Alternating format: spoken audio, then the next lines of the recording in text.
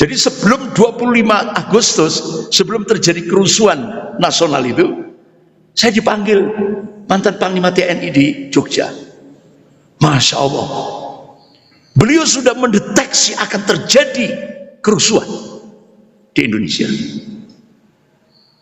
Siapa aktornya? Geng Solo. Itu aktor intelektualnya.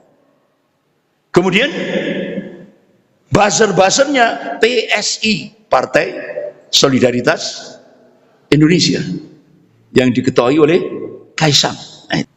Pendanaannya siapa? Riza Khalid, yang ngerampok Pertamina sampai 1.000 triliun.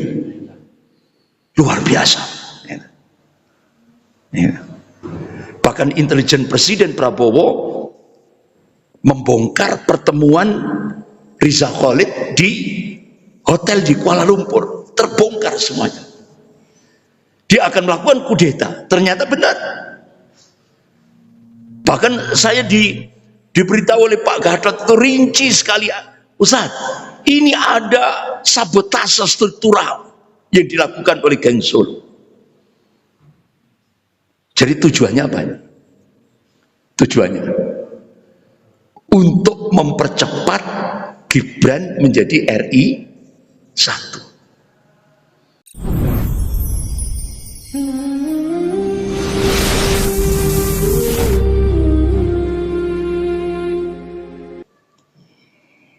Assalamualaikum warahmatullahi wabarakatuh.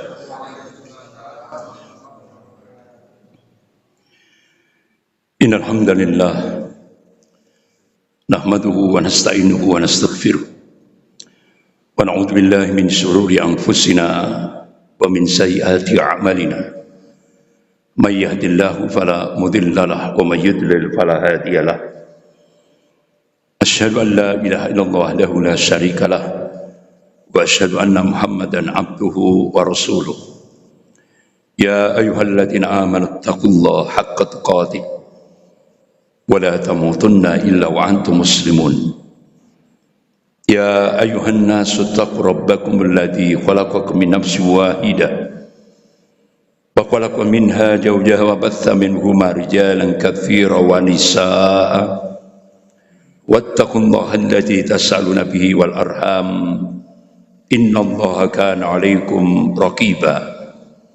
Ya ayyuhalladzina amanu taqullaha wa qulu qawlan sadida yuslih lakum a'malakum wa yaghfir lakum dhunubakum wa may yuti'illaha wa rasulahu faqad faza fawzan 'azima. Amma ba'd. Fa inna asaqal hadis kitabullah wa khairul hadi hadi Muhammadin sallallahu alaihi wasallam wa syarrul umur muhdatsatuha wa kullu muhdatsatin bid'ah wa kullu bid'atin dhalalah wa kullu dhalalatin finnar.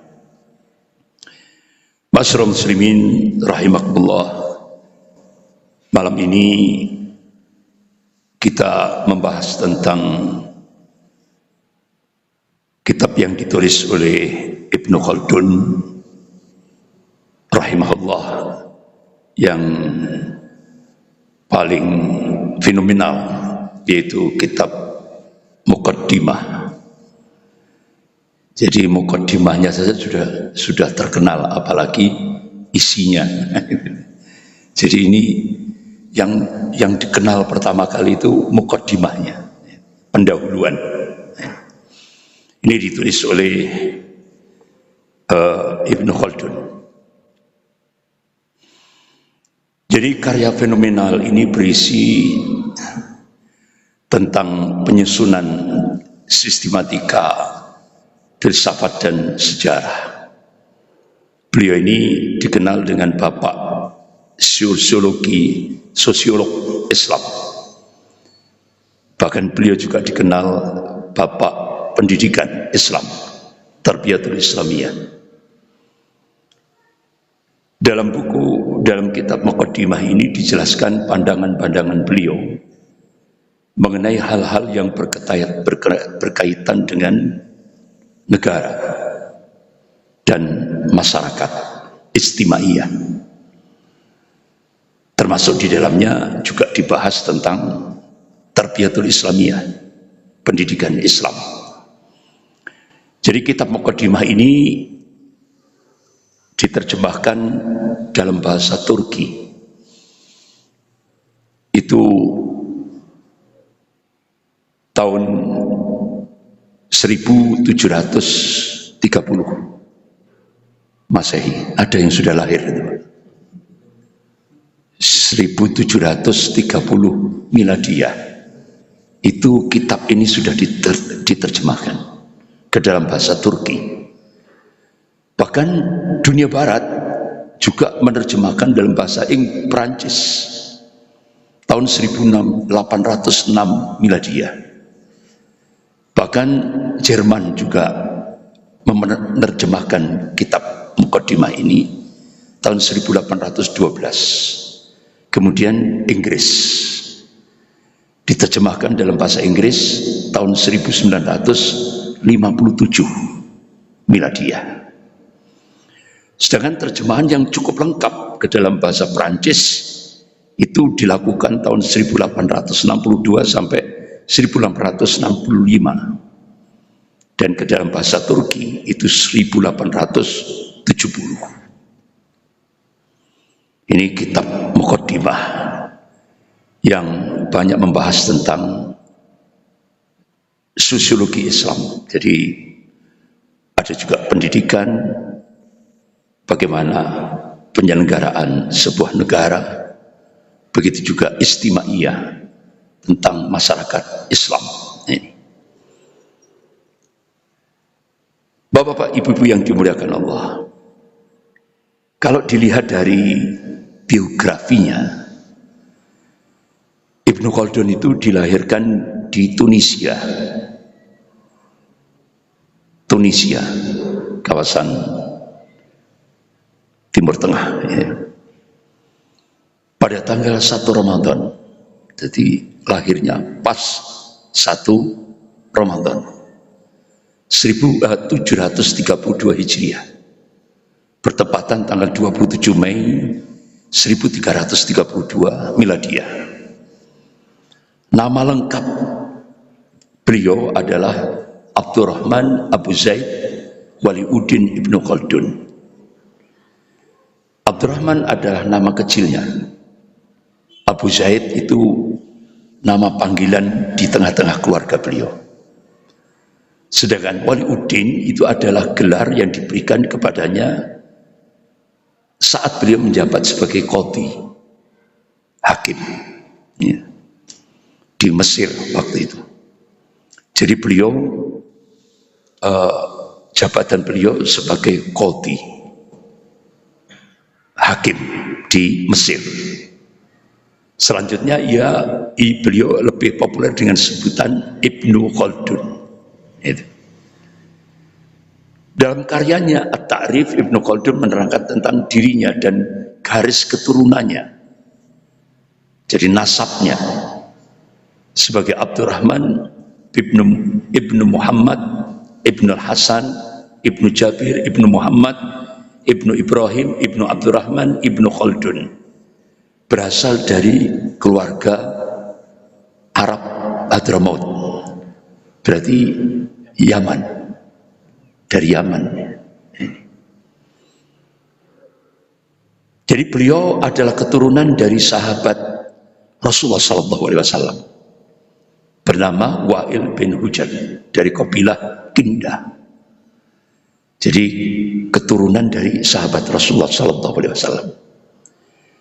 Ibnu Khaldun ini secara luas dikenal sebagai peletak batu pertama, pelopor, dan sekaligus bapak ilmu sosiologi Islam dan sejarah sains.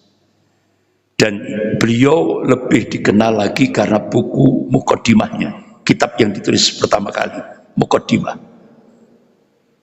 Bahkan dunia barat itu menyebut Muqaddimah itu dengan sebutan prolegomena. Itu dikenal oleh dunia barat. Jadi ini tulisan ulama Islam, tapi benar-benar jadi fenomenal di tengah orang-orang barat. Jadi benar-benar dijadikan rujukan dunia barat. Tidak hanya dunia Islam, tapi dunia barat juga menjadikan kitab ini menjadi rujukan. Jadi Ibnu Khaldun itu dikenal sebagai sejarawan dan bapak sosiolog Islam yang beliau hafal Quran itu sejak usia dini. Jadi SD itu sudah hafal Quran. Jadi hampir mirip dengan Imam Syafi'i. Tapi bukan juz 30 ya. 30 juz ini. Bukan juz 30. 30 juz ini Ibnu Khaldun. Sejak usia dini sudah hafal Quran. Beliau juga sebagai ahli politik Islam, siasat syariah, sebagaimana dua ulama kita, Syekhul Islam Ibnu Taimiyah rahimahullah, nulis kitab As-Siyasah As-Syar'iyyah. Bahkan kitab As-Siyasah As-Syar'iyyah yang ditulis oleh Ibnu Taimiyah rahimahullah itu disyarah oleh Syekh Muhammad Al-Utsaimin rahimahullah.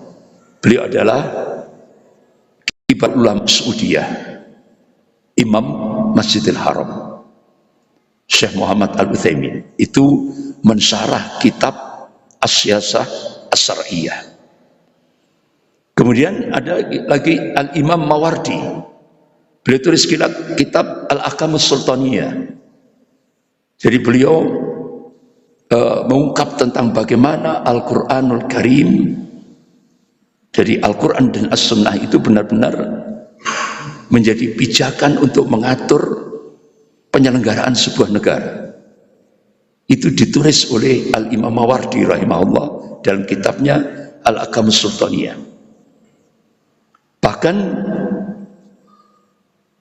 pakar sejarah Universitas Indonesia, namanya siapa itu? Dia bukan jebolan pondok, orang sekuler itu. Profesor Anhar Gonggong yang rambutnya gondrong itu. Itu pakar sejarah Universitas Indonesia. Anhar Gonggong, Profesor Anhar Gonggong.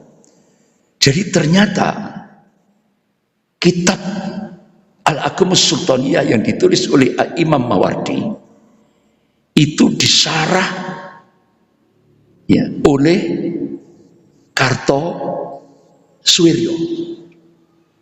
Itu satu-satunya ulama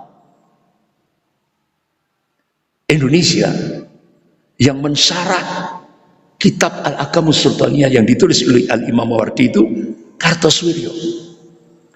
Berarti Kartosuwiryo itu orang yang alim.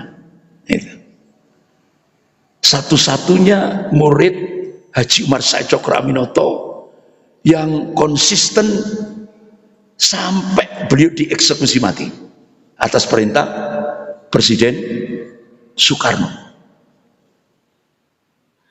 Padahal Kartosuwiryo itu kan bersama dengan Soekarno meguru nyantri di rumahnya Haji Umar Said Cokroaminoto di Peneleh Gang 7 Surabaya.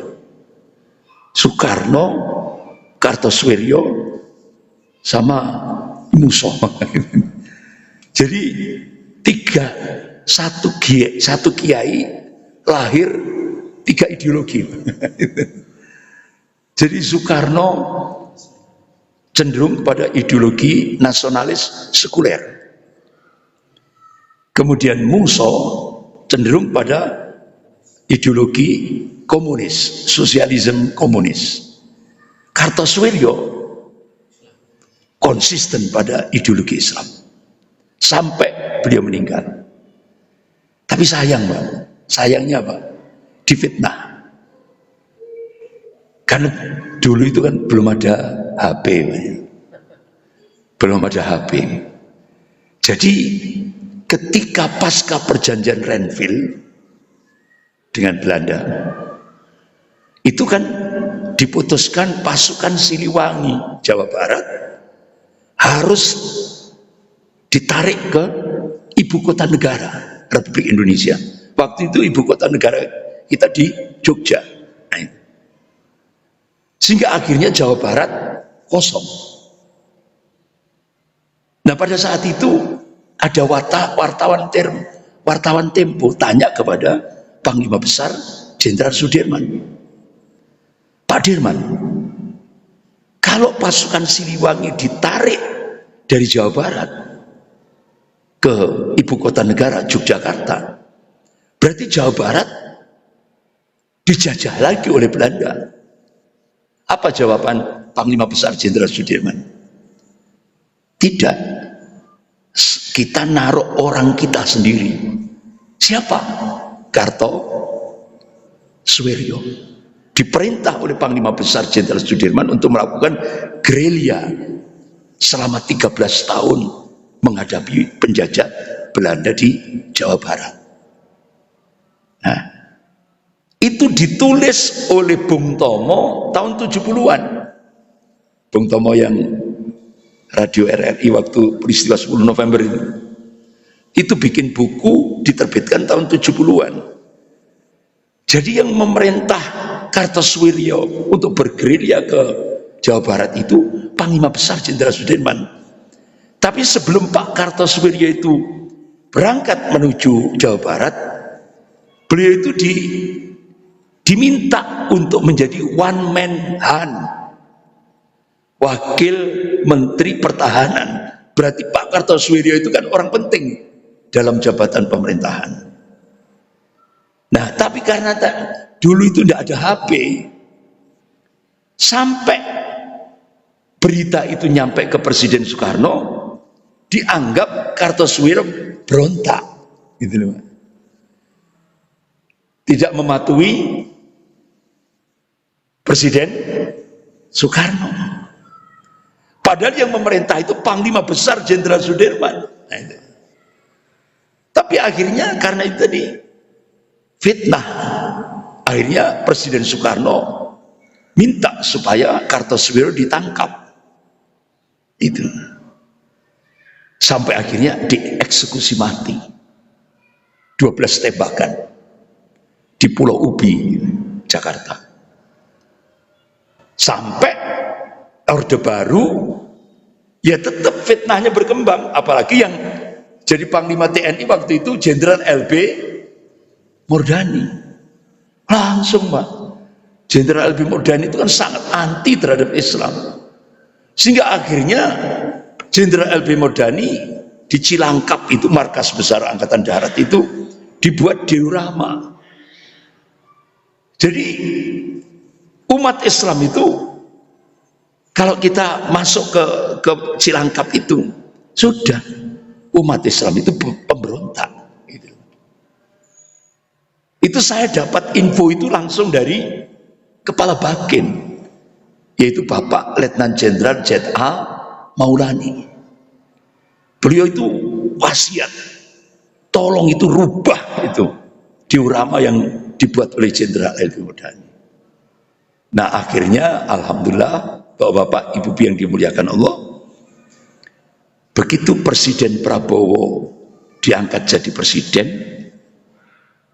Pak Prabowo ngangkat Dr. Fadlizon untuk menjadi Menteri Kebudayaan. Nah, Dr. Fadlizon, Menteri Kebudayaan kita sekarang ini, Pak Dr. Fadlizon, itu menyimpan 81 foto-foto perjuangan Kartosuwiryo. Sampai akhirnya di Jakarta, Profesor Anhar Gonggong ini diperlihatkan oleh Dr. Fadlizon 81 foto itu tadi. Akhirnya Profesor Anhar Gonggong ambil kesimpulan, ya Allah, saya salah. Ternyata 81 foto itu ternyata Kartosuwiryo itu pahlawan Islam sejati, bukan pemberontak. Tapi sudah kadung, ya kan, di buku-buku sejarah itu, Ya kan? Yang dibaca anak-anak kita SMP SMA itu. Kartosuwiryo, DITII, pemberontak, pengkhianat dan sebagainya. Jadi ini 81, akhirnya saya beli itu Pak di Tokopedia itu. 81 foto yang dituliskan oleh Menteri Kebudayaan yang sekarang, Dr. Fadlizon. Itu kita dari foto itu saja sudah bisa mengambil kesimpulan beliau ini pahlawan Islam sejati. Nah, itu. Makanya Dr. Fadlizon berubah sejarah itu. Alhamdulillah, kita bersyukur. Bapak-bapak, ibu-ibu yang dimuliakan Allah.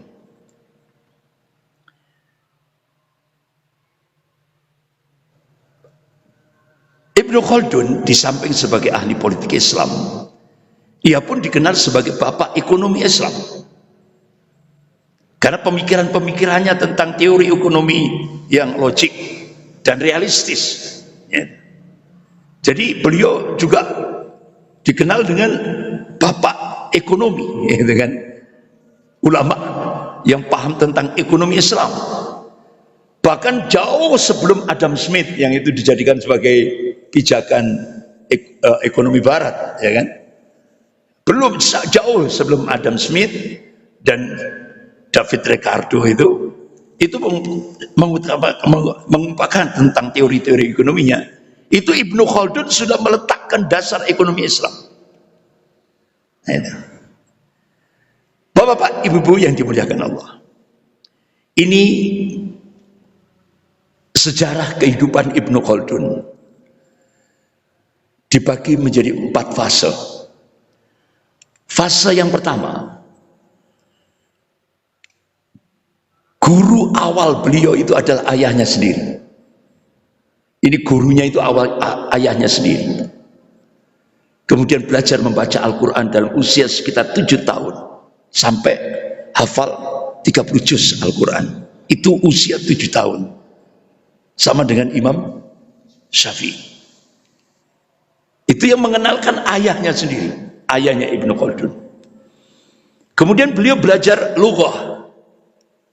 Belajar filsafat, ilmu mantik, aljabar, ilmu pasti, ilmu syar'i, hadis-hadis, ilmu hadis. Ini awal beliau mengenal Islam. Ilmu sejarah keilmuan beliau.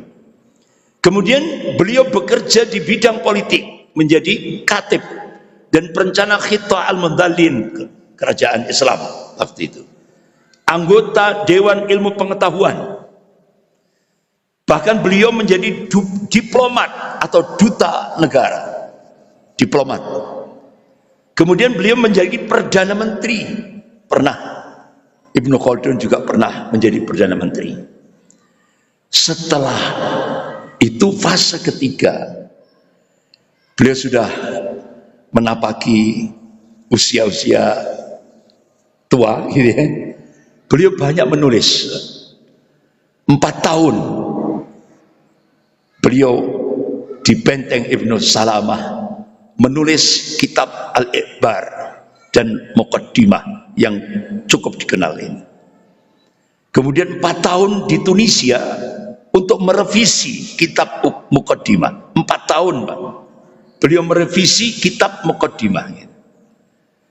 Kemudian sampai beliau mau meninggal, banyak beliau istilahnya kehidupannya untuk keilmuan, mengajar. Dalam masa ini Ibnu Khaldun mengajar di Universitas Al-Azhar dan dosen ilmu fikih Al-Maliki di Madrasah Al-Qimhiyah. Kemudian sampai terakhir sebelum wafat, beliau menjadi qadhi, hakim. Bahkan kadang-kadang mundur, kemudian diangkat lagi, sampai beliau wafat, terakhir beliau sebagai qadhi, hakim. Ini. Bapak-bapak, ibu yang dimuliakan Allah. Nah, ini muqaddimah. Kesimpulan dari kitab Muqaddimah. Ini. Yang pertama, kata beliau, kemunduran sebuah peradaban sama dengan kemunduran ilmu. Kemunduran peradaban sama dengan kemunduran ilmu. Ini kira-kira sudah terjadi tidak di Indonesia? Ini contoh konkret Indonesia.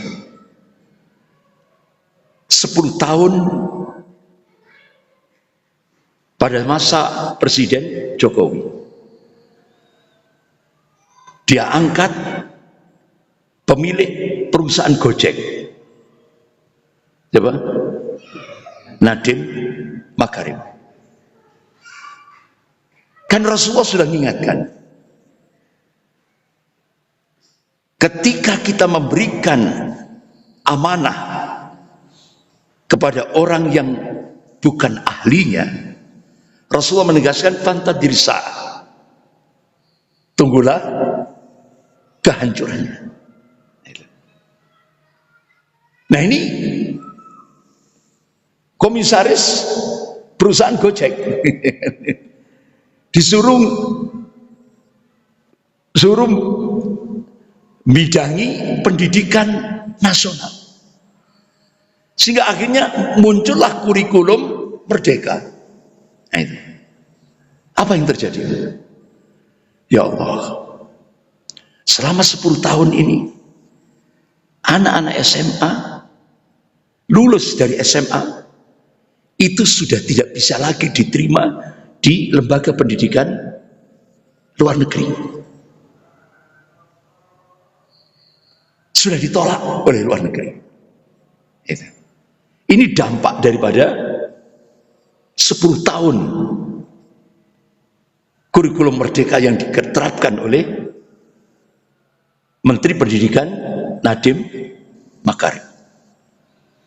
Nah, ini rusak sudah. Bahkan kita bisa melihat tidak hanya pendidikannya diarahkan pada materialistik, ya. Jadi jarang sekali kita lihat, ya hanya mungkin pondok-pondok pesantren yang mengajarkan anak itu untuk al-khauf minallah, takut kepada Allah, ya. Tapi dalam sistem pendidikan nasional sudah tidak lagi menjadikan ketuhanan yang Maha Esa menjadi pijakan. Tidak. Itu selama 10 tahun. Makanya bapak-bapak, ibu-ibu kan pernah dengar kan, begitu Menteri Pendidikan Nadiem Makarim launching, yaitu tentang roadmap pendidikan nasional 2020-2035, sudah tidak ada lagi agama. Sudah tidak ada lagi agama. Agama dicampakkan. Ini benar-benar outputnya parah di Indonesia. Akhirnya sekarang kena batunya ini Nadiem Makarim, kasus korupsi laptopnya. Nah itu. Jadi ini sudah lambat sekali, saudara. Bapak-bapak, ibu-ibu yang dimuliakan Allah, bahkan anak-anak generasi Indonesia itu benar-benar disibukkan dengan game online. Kalangan dewasanya disibukkan dengan judi online. Sementara orang tuanya disibukkan dengan pinjaman online. Makanya bapak-bapak, ibu yang dimuliakan Allah, alhamdulillah, beberapa waktu yang lalu itu kan saya sering kali ditanya, Ustaz, Pak Prabowo itu omong tok gitu. omon. Tapi ternyata benar, Pak. Ya kan? Jadi beliau itu cari momen. Beliau memberikan policy itu cari momen dulu. Kenapa? Mungkin banyak yang tanda-tanda, Ustaz, itu yang dijadikan menteri itu kan menteri Jokowi semua itu. Itu strategi Pak Prabowo dikarungi dulu. Dikarungi semua, dipantau, habis itu nanti bertahap del seperti itu. Itu strateginya Pak Prabowo. Ternyata benar. Ya, saya dipanggil Jenderal Purnawiran Gatot Nurmantio di Jogja. Kemarin saya dipanggil lagi di Surabaya. Jadi sebelum 25 Agustus, sebelum terjadi kerusuhan nasional itu, saya dipanggil mantan Panglima TNI di Jogja. Masya Allah, beliau sudah mendeteksi akan terjadi kerusuhan di Indonesia. Siapa aktornya? Geng Solo. Itu aktor intelektualnya. Kemudian buzzer-buzzernya PSI, Partai Solidaritas Indonesia, yang diketuai oleh Kaisang. Nah, itu. Kemudian eksekutornya siapa? Brimob dan Densus 88. Pendanaannya siapa? Riza Khalid, yang ngerampok Pertamina sampai 1.000 triliun. Luar biasa. Ya. Bahkan intelijen Presiden Prabowo membongkar pertemuan Riza Khalid di hotel di Kuala Lumpur. Terbongkar semuanya. Dia akan melakukan kudeta. Ternyata benar. Bahkan saya diberitahu oleh Pak Gatot itu rinci sekali, Ustaz, ini ada sabotase struktural yang dilakukan oleh Geng Solo. Jadi tujuannya apa? Tujuannya untuk mempercepat Gibran menjadi RI 1. Strateginya apa? Mahasiswa harus jadi korban. Kalau mahasiswa yang jadi korban, gedung DPR menjadi sasaran utama seluruh Indonesia. Wa makar wa makarallah wallahu khairul makirin. Mereka membuat makar, tapi Allah balas makar mereka, dan Allah sebaik-baik pembuat makar. Ternyata yang jadi korban ojol. Berubah. Bukan DPR, kemudian gedung DPR yang dijadikan sasaran, tapi markas Brimob, bahkan Polda Metro Jaya juga. Iya kan? Bahkan seluruh Indonesia, termasuk Polresta Malang, termasuk pos-pos alun-alun macam-macam, sampai disuhat macam-macam itu. Ya kan? Nah ini. Makanya bapak-bapak, ibu yang dimuliakan Allah. Nah itu banyak video-video yang itu istilahnya terlalu nemen nih, kenemenan anunya itu. Kok terlalu nampak gitu loh. Jadi anggota Brimob itu pakai seragam Maxim, seragam Grab, seragam Gojek. Setelah memprovokasi, ya kan? Memprovokasi, dia buang jaketnya, dia masuk ke kesatuannya. Jadi itu nampak di shooting itu, enggak tahu pinter yang nyoting itu ya. Jadi polisi, mobil polisi gitu ya,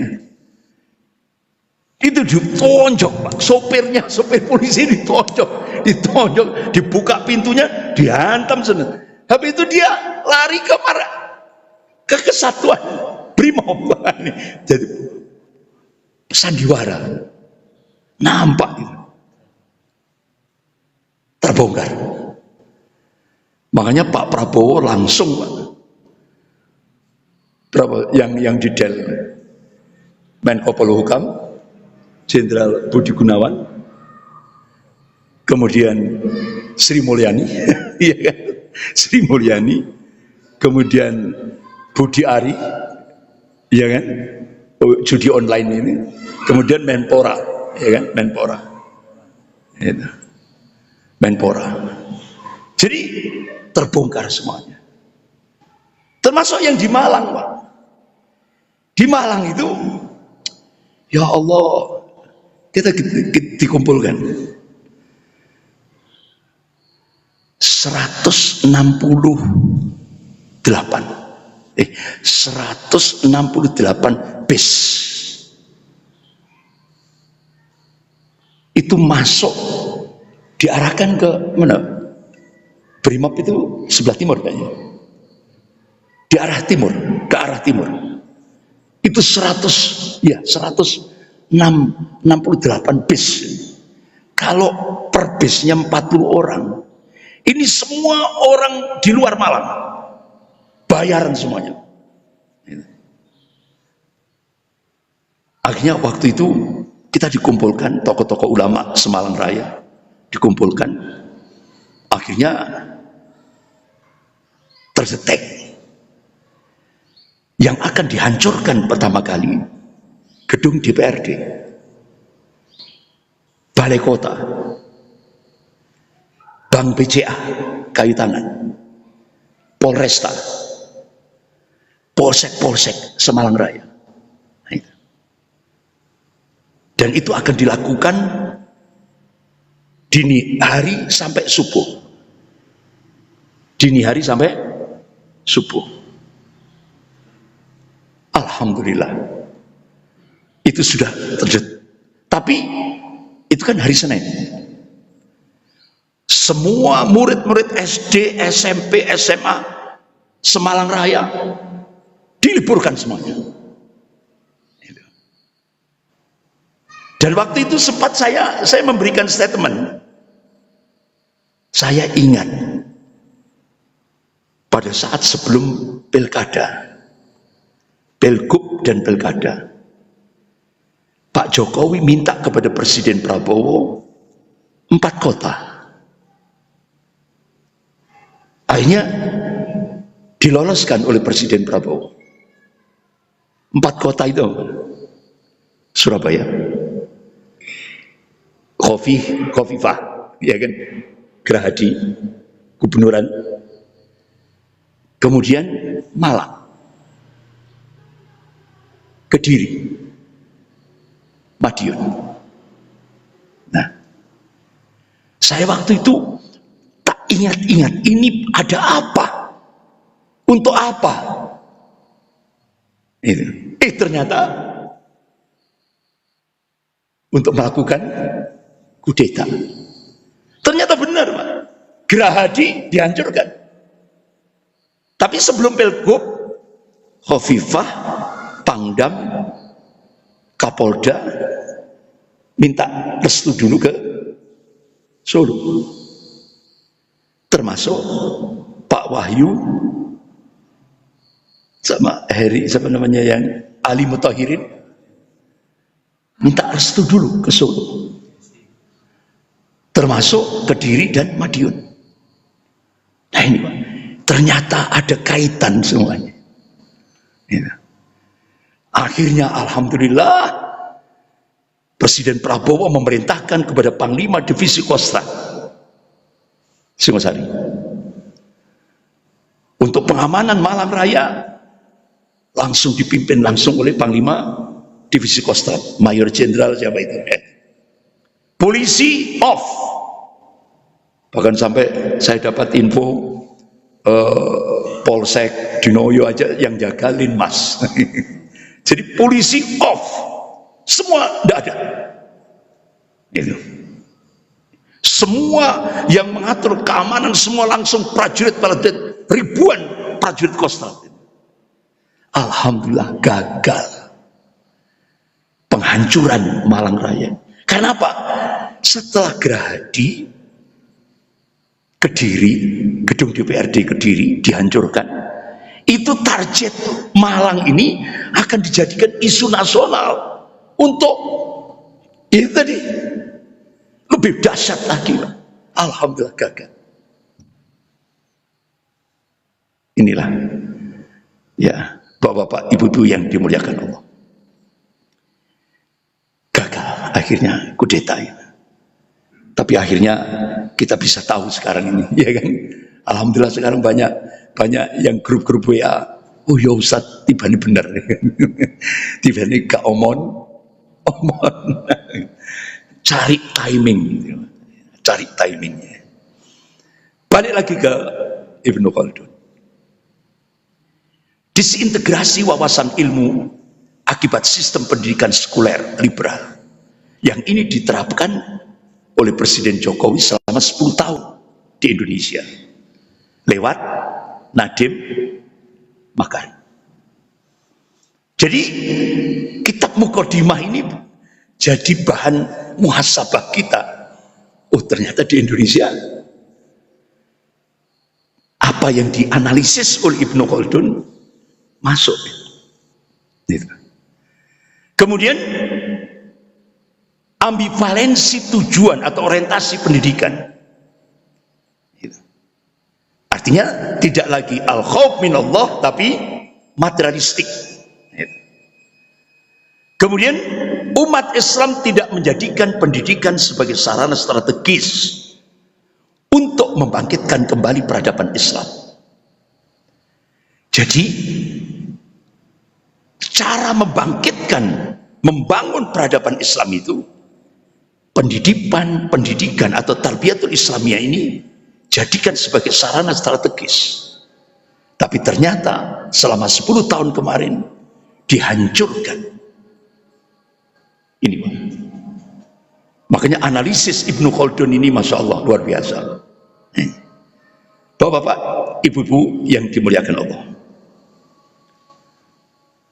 saya percepat ya, karena waktunya sampai isya akhir ya.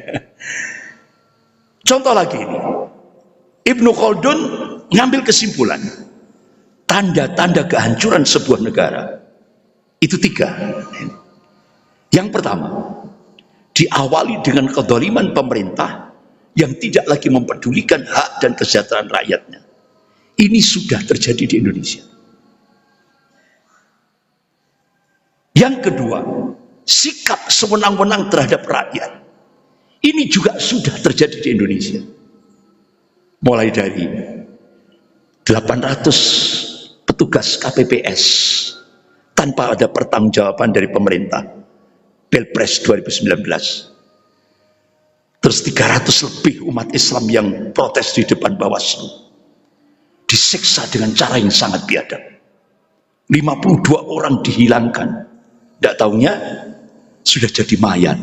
Lanjut 6 Laskar FPI, peristiwa kilometer 50. Kemudian lanjut lagi sebelum peristiwa Bawaslu itu masih ada 3 anak kecil yang dijadikan bulan-bulanan oleh Brimob.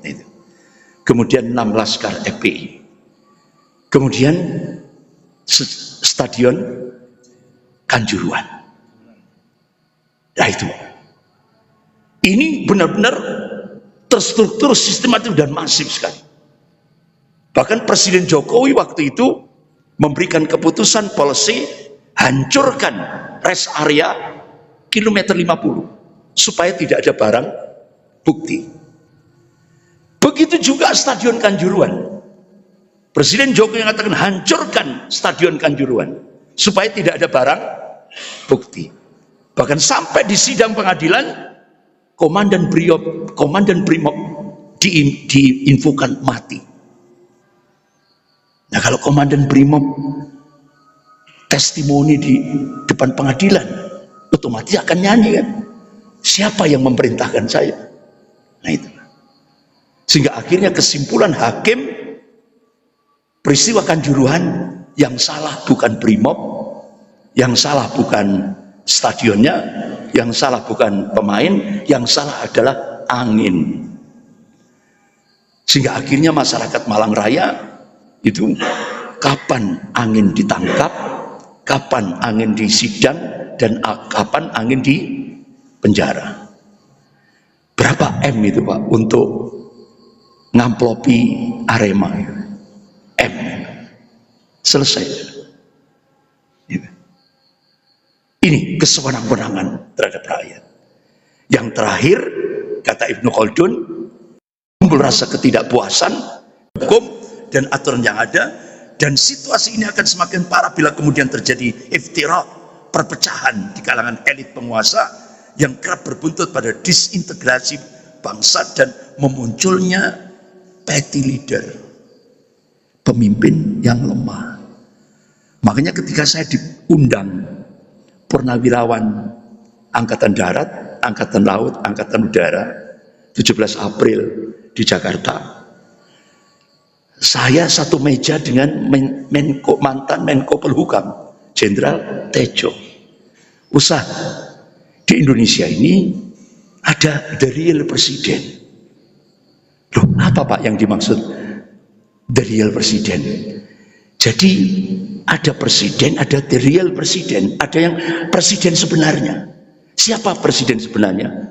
Jenderal Luhut bin Sarpanjaitan. Pak Jokowi itu proksi. Itu.